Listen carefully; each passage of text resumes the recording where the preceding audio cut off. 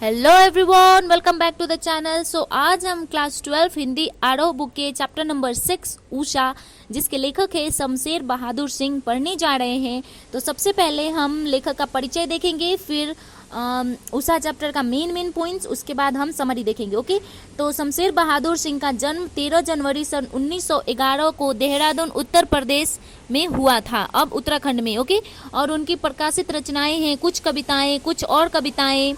चुका भी हूँ नहीं मैं, इसके पास अपने बात बोलेगी, काल तुझसे होर मैं मेरी, उर्दू हिंदी कोश का संपादन। और उनका सम्मान है साहित्य अकादमी तथा कबीर सम्मान साहित्य, अनेक पुस्तकों से सम्मानित है।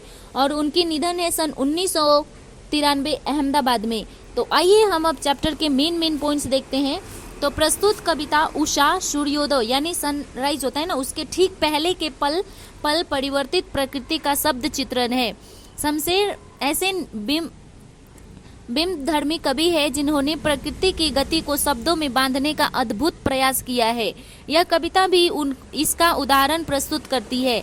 कवि भोर के आसमान का मुख दृष्टा नहीं है, वह भोर की आसमानी गति को धरती के जीवन भर भरे हलचल से जोड़ने वाला सप्रष्ठा भी है।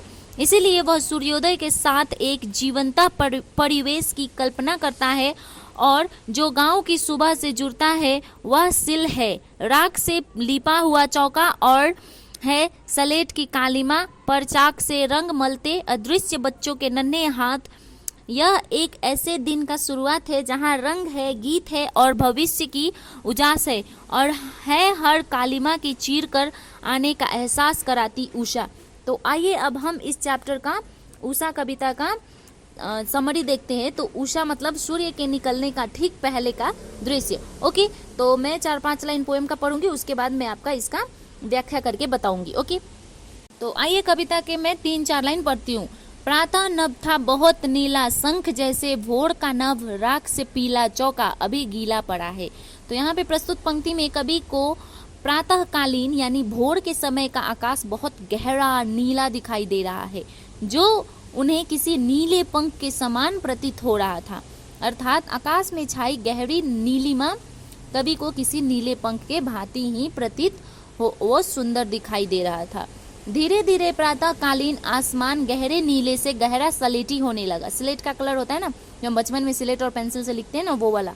और गहरे सलेटी रंग का यह आकाश कवि को ऐसा प्रतीत होता है जैसे राख से किसी ने चौके को लीप दिया है। चौका मतलब गांव में खाना बनाने वाली जगह होती है, ओके, जिसके कारण वो अभी भी गीला पड़ा है, यानी इन्वायरमेंट की नमी की प्राप्ति कालीन वातावरण को और सुंदर, निर्मल व पवित्र बना दिया है। तो आइए कविता में आगे बढ़ते हैं। बहुत काली सिल जरा से लाल केसर से, कि जैसे धुल गई हो, सलेट पर या लाल खड़िया चाक मल दी हो किसी ने। तो यहाँ पे उपरोक्त पंक्ति में कवि कहते हैं धीरे धीरे सूर्योदय होने लगता है और आकाश में हल्की लालिमा छाने लगती है।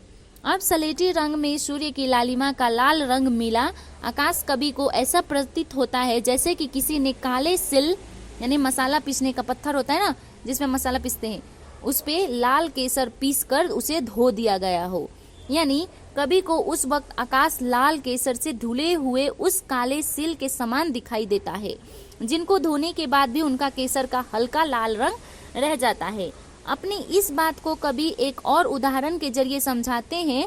कवि कहते हैं कि आकाश में छा रही सूर्य की लालिमा ऐसे दिखाई दे रही है जैसे बच्चे ने स्लेट पर लाल खड़िया चौक मल दी हो।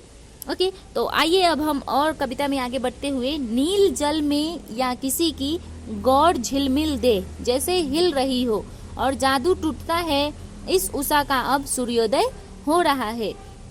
तो यहाँ पे प्रस्तुत पंक्ति में कवि कहते हैं कि अब सूर्योदय हो चुका है और सूर्य अपनी तेज किरणों के साथ आकाश में चमकने लगा है।